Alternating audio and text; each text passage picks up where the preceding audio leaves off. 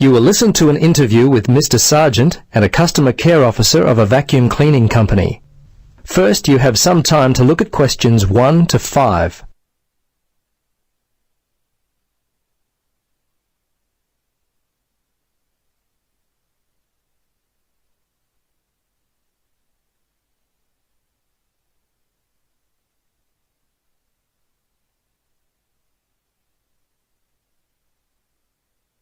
Now, listen carefully and answer questions 1 to 5. Hello. Yes, hello. It's Tom Burlinson calling from Clean It Vacuum Cleaners. Mr. Sargent, is it? Yes. I understand you recently purchased a vacuum from us. Is that correct? Yes, that's right. Well, this is simply a call to find out if you've been happy with your purchase. Our company prides itself on its after-sales service. Just because you've bought from us doesn't mean you're no longer important to us. Could you spare a few moments to answer some questions? Sure. How long will this take? Well, not long at all, Mr. Sargent. Usually only about 3 or 4 minutes. Okay. What would you like to know? Okay, great. I'll just go through the survey form and if you'll just bear with me, this shouldn't take long at all. Okay, first question. Which model did you purchase and when? Yes, it was the super cleaner. We bought it about 2 weeks ago. Let's see, it was a Monday, I think, because my wife's birthday was on the Sunday, 24th. That would make it the 25th. Yes, August the 25th. Okay. Now, do you remember the name of the salesperson? Was he worth remembering?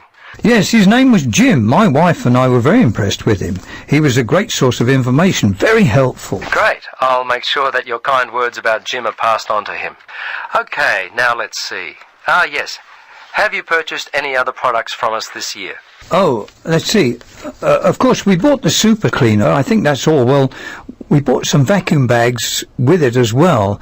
I think Daisy bought some carpet cleaner from your store back in February. That's about all, I think. I have to ask my wife about that one. She's not here at the moment. No, that's okay. Your answer will do fine.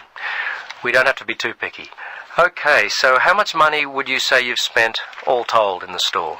Just an approximate amount will do fine. Wow, that's a difficult question. I don't really know. The vacuum was £150.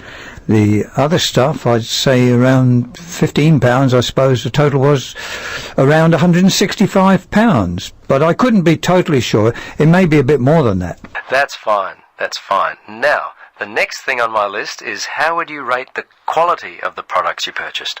Good, actually. Very good.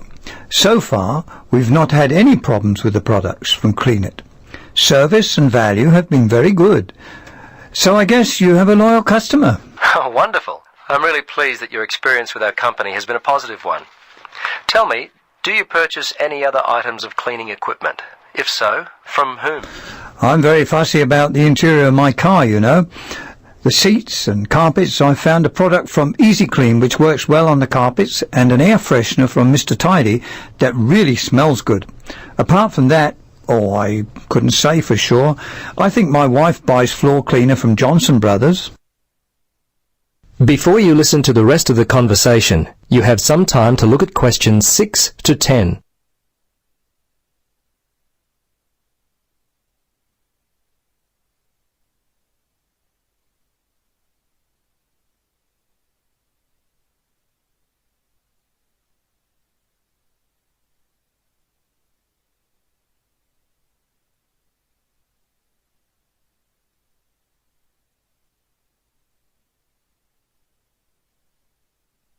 Now listen and answer questions 6 to 10.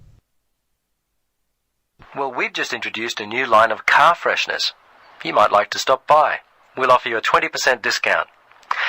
Okay, we're almost to the end of the questions. Now, I know you were happy with Jim, but overall, how would you rate the quality of our service? Fine. I thought it was good. The lady in accounts was a little unfriendly, but overall I would say the service was quite good, actually. Jim made all the difference, and you certainly seem to be a very nice person. Oh, thanks, Mr. Sargent. Please, Tom, call me Terry. Oh, okay, Terry. Very good. Second last question. We're thinking of expanding our trading hours. When are the best times, the most convenient for you to shop? Oh, I'm not a shopper. I mostly leave it all up to my wife. She works full-time. Let's see. For me, I guess I'd have to say Sundays between 1 and 3, and I'm not working on Thursdays now, so if I had to, I guess Thursdays between, say, 11 and 12 noon. Okay. Last question, Mr. Sergeant. Terry, do you have any other suggestions for us? Anything at all? Well, come to think of it now, there was one thing. Turn up the air conditioner. I seem to remember sweltering in there, and it was unpleasant and hot. Also, and this is just me, I always like to have some music playing, quietly in the background. It just makes the place seem friendlier, more professional. Well, I'll certainly mention that to management. Well, that's it. Thanks so much for your time, Terry.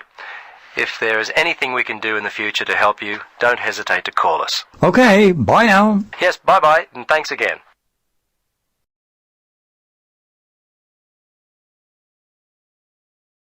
That is the end of part 1. You now have half a minute to check your answers.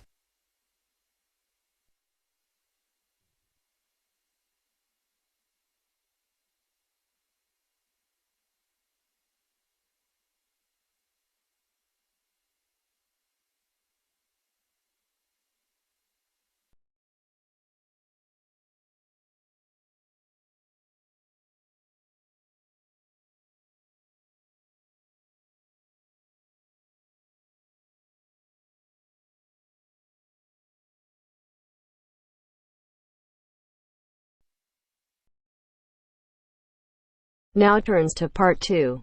Part 2. You are going to listen to two students talking about a presentation on time management. First, you have some time to look at questions 11 to 15.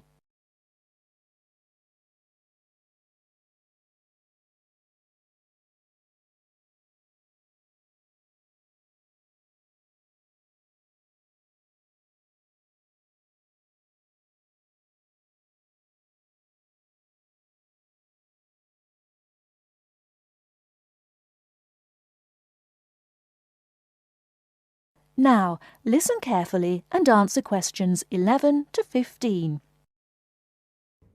Hi Mark, what are you doing? Hi Lucy. Well, I'm preparing this seminar on time management. I'm supposed to do a presentation on the topic next week. Ironic, isn't it? I'm probably the worst student when it comes to time management. I don't think you're that bad compared to some other people I know. Do you need some help with it? Yeah, I just don't know where to start, to be honest. When are you doing the presentation? I'm supposed to hand in the draft on Wednesday at 11 a.m. The presentation is scheduled for 10 a.m. this Friday. That's not too bad. This gives you the whole weekend to prepare. Let's brainstorm some ideas, shall we? Do you want to get a pen and paper to jot down some thoughts? I think you should start with a broad general statement. For example, I read somewhere that organizing time is a skill like learning to drive or tying your shoelaces. Then you could move on to discussing the common problems people have with managing time. That's not a bad idea. One of the common problems is putting things off. Yeah, you could also mention some common signs of this symptom, such as last-minute holiday shopping, putting off visits to the doctors or the dentist. Another problem is relying too much on your memory and not writing things down. Do you mean not keeping a diary or a planner to plan the tasks? That's right. For example, writing down what I need to do in a diary or planner helps me remember what I need to do and makes me more focused on the tasks for the day. Good idea. Before you hear the rest of the talk, you have some time to look at questions 16 to 20.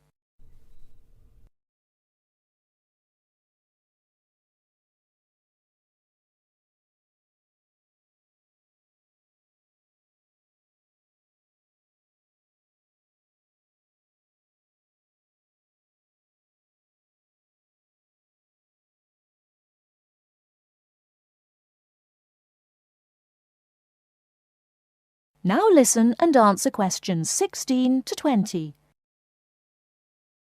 That reminds me of something I've been meaning to do for a while now. Anyway, I should also include some advice on how to deal with the problem, shouldn't I? Sure, you can talk about some ways of stopping procrastination. I guess making a to-do list can help one focus on what needs to be done. Definitely. Another way to deal with the problem is to prioritize and do the hardest job first, the one which requires the most effort and concentration. Also, my tutor recommended that I should break big projects into small parts with a specific goal. Having an action plan has worked for me. I usually make a list of small tasks I need to do to achieve a goal. Sometimes I just don't feel like getting down to work because a task seems too overwhelming for me to even think about. This technique helps me reduce psychological pressure if I think of a project as a set of easily achievable tasks. Don't you think? I know what you mean. I often feel like that myself with the statistics project I've been doing this term. I'm well behind and the deadline is next week. I think setting deadlines and sticking to them can help one to achieve goals. You can discuss this aspect in your presentation too. A good point. Setting deadlines can also help one become more realistic about the time it takes to do tasks. Another point you could include is how to deal with interruptions. Okay, I guess blocking in time to handle unpredictable interruptions can help one stay focused. Not just that, some interruptions, such as phone calls, can be easily avoided by using answering machines, for example. Saying no, which is one of the most useful words in English, is also very effective. It can be tough sometimes, but you've got to learn to say it nicely but firmly. I think you've got enough ideas here to start with. Definitely. Thanks a lot for your help.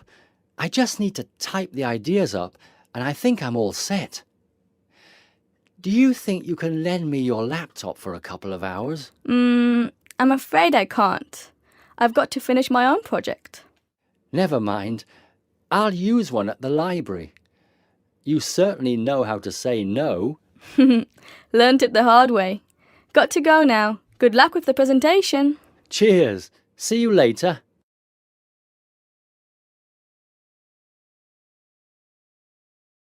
That is the end of part 2. You now have half a minute to check your answers.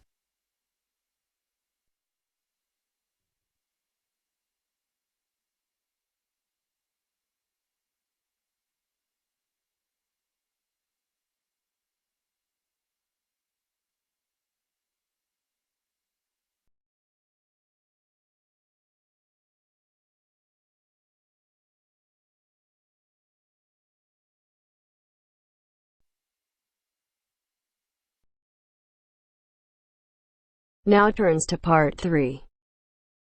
Part 3.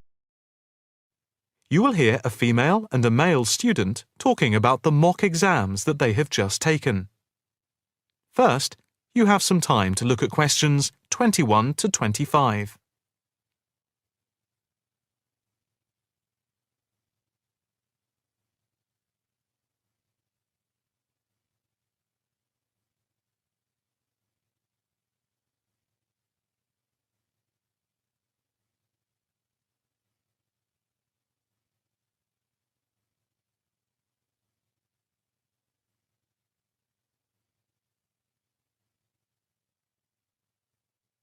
Now listen carefully and answer questions 21 to 25. So, what did you think of the practice exams last week? You mean the mock exams? Yeah. I thought some of them were tough. They were certainly hard and generally they were very long. Yeah, they were spread over a whole week, which made it impossible to relax. Exactly. But what did you think of each test? Of the 7 exams we did, the least enjoyable for me were the 2 3-hour essay papers. Why didn't you like the essay papers? I'm not particularly good at writing things down like that in a short space of time. And I don't think it's a good way of testing our theoretical knowledge of medicine. I'm the opposite, I'm afraid. I'm much better in the written essay exams than the other types of tests. But what about the 2 multiple-choice exam papers in basic science and anatomy? They weren't too bad. If you didn't know the answer, all you had to do was guess. That's okay, but I never feel comfortable with guessing.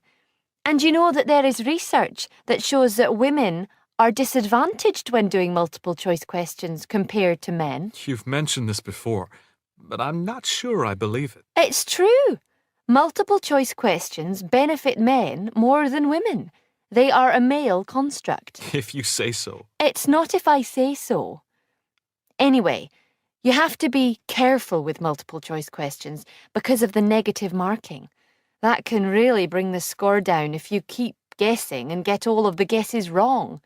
It's double negative. Yeah, that is a danger. What about the role play? Did you like that? Yeah, with the actors and actresses as simulated patients. Yeah, I thought that was by far the best part of the exam. Why was that?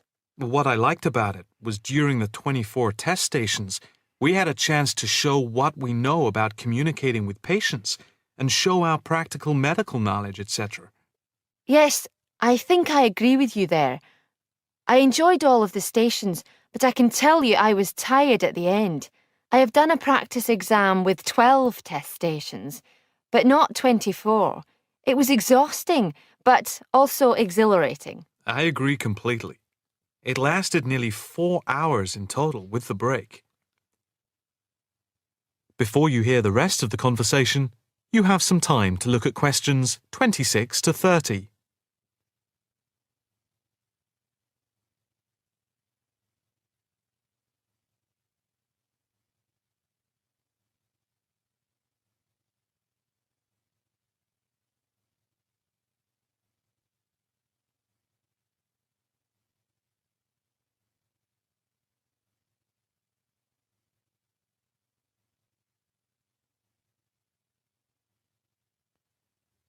Now listen carefully and answer questions 26 to 30. What did you think of the other 2 exams? The 2 problem-solving tests? I didn't think I was going to handle them very well, but in the end, I think they went better than I thought they would. What I liked most was the test where we had to work in groups of 4, and to solve a problem, we had to prioritise actions. That was very interesting. I'm not sure I did very well in that, though. Did you feel comfortable being in a group of 4 and having 4 examiners watching you as you discussed the problem? We did practice it several times before. You learn to forget that someone is watching you. But some people are better at speaking in group situations like that, and they get the best marks. The test doesn't just assess whether people can talk a lot. It's about showing you can listen, organise your thoughts, and then show you can be part of a team, allowing other people to speak. Well, we'll have to see how it goes. When do the results of the mocks come out? They said next week, and then it's the finals 2 weeks later. Yeah, we've got that to look forward to. What is the policy on resits? Why? Are you planning to fail? No, but, well, you know what I mean. The resits are held in September, and if there is any problem after that, it goes to appeal. We'll just have to make sure we don't fail any part of the whole examination. I certainly wouldn't want to do any of it again. Me neither. It's hard when you are not allowed to fail any of the exams. I bet they don't have that policy in any other subject. Probably not.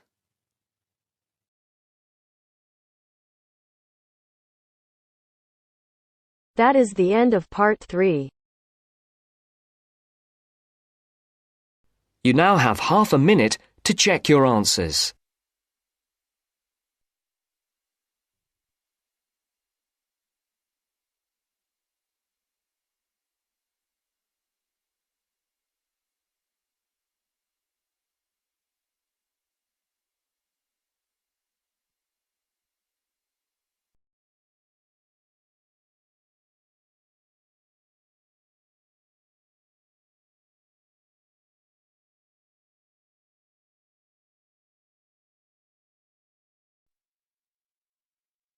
Now turns to part 4. Part 4. You will hear a lecturer talking about the process of fossilization. First, you have some time to look at questions 31 to 40.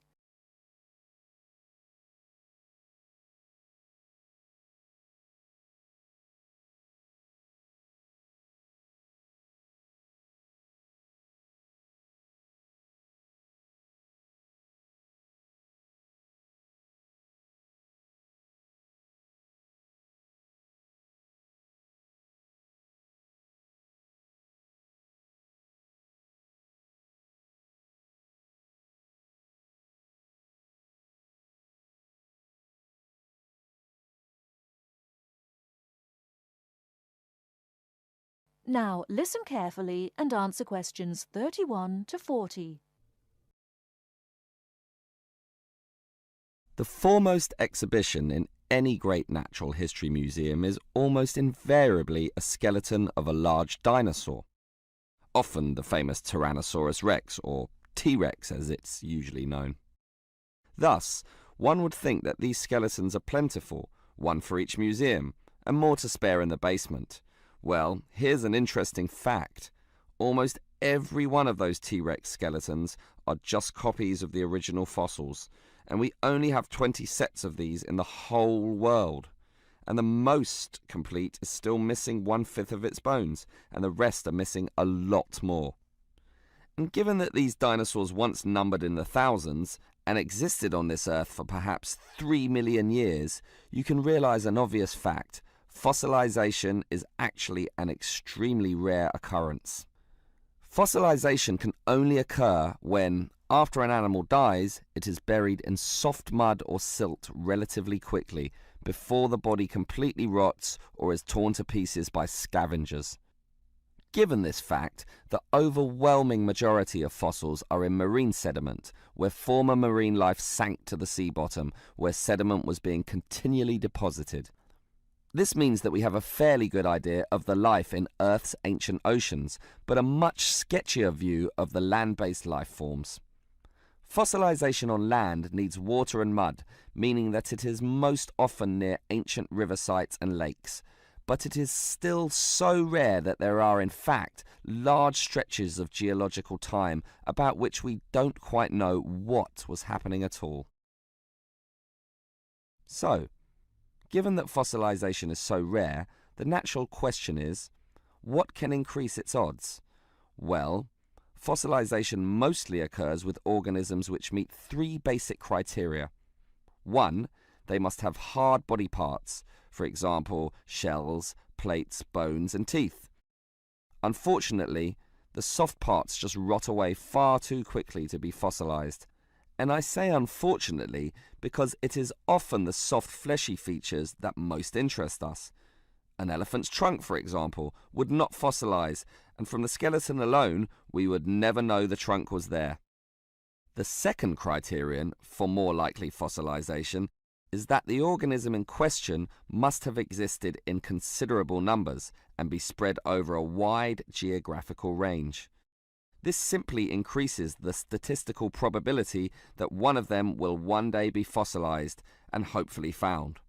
Finally, and by the same logic, the species needs to have existed on the Earth for a long time, and the longer, the better. So, these are the 3 main criteria, but there are others. Being a large size, for example, helps us to notice and discover them as fossils more easily, and being a marine organism, as mentioned, helps also. Trilobites, a strange sort of ancient crab, are a perfect example. Their body structure was one of hard plates. They existed over virtually the whole world of their time and over a huge span of geological history, over 250 million years in fact, one of the longest ranges of any creature ever. Added to this, some species could grow to relatively large sizes, and they lived in the sea. Perfect. These creatures meet all the criteria, and as a result, museums all over the world are spilling over with trilobite fossils of all shapes and sizes. As far as fossils go, they are common. So, let's think about T-Rex once again. It too basically meets all the criteria that we mentioned. It has hard parts, being the bones, had some dispersion, and had been around for a long time, although it cannot compare to trilobites in this respect. However, it does have one important advantage over trilobites. It is large, very large, which means we can discover it far more easily than many other fossils. And here's another advantage. Dinosaur hunters are a dedicated and fanatical breed, continually at work in all the likely sites of the world. Basically, us human beings are fascinated by these creatures, so much that we are always searching for them, probably more than any other types of fossil, meaning that more T-Rexes will inevitably spring up in the future, and one is certainly glad for this.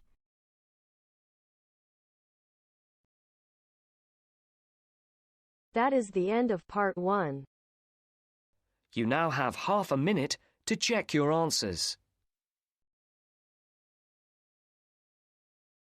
But if I lay down and I play dead and I stay dead, maybe you'll get sick of being the monster out of my head, under my bed. Think you're something out of my nightmares.